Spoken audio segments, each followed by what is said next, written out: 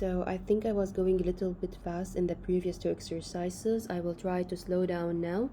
One of the exercises we handled together in class somehow, and in case you have any questions, feel free to ask me. Exercise 10, we have to estimate the time when the temperature at the geometric center of a 6 centimeter diameter apple held in a 2 degrees Celsius water stream reaches 3 degrees Celsius.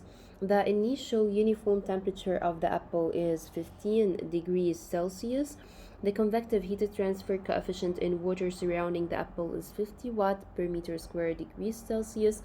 The properties of the apple are thermal conductivity, that is given, the specific heat, and the density. Now, from the given in front of us, I'm going to think how to calculate the time. What different equations might I use? And I thought of using the Fourier equation, which have the following parameter. The Fourier equation number is equal to the thermal conductivity, which is given for us, is 0.355. I've got the density is given 820. I've got the specific heat is given 3.6 kilojoule per kilogram degree Celsius. I've got the dc square. It is the shortest distance from the surface to the center. It's always like that, the shortest distance from the surface to the center. So in case of a cylinder or a sphere, it would be what?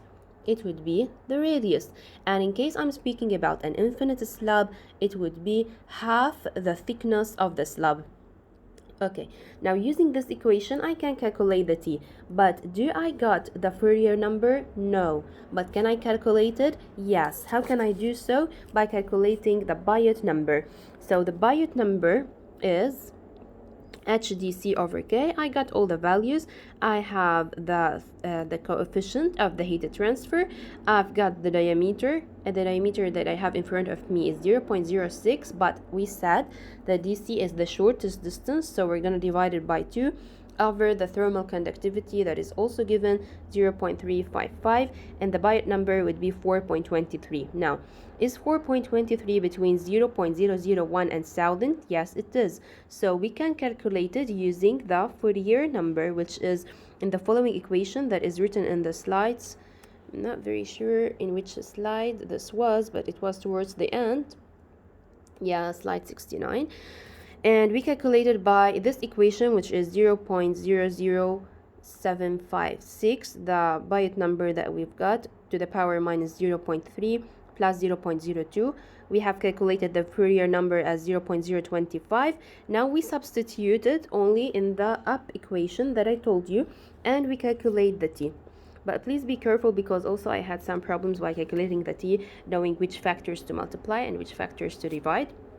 By calculating the t, we're gonna have to multiply all these factors together and then divide it by 0.355.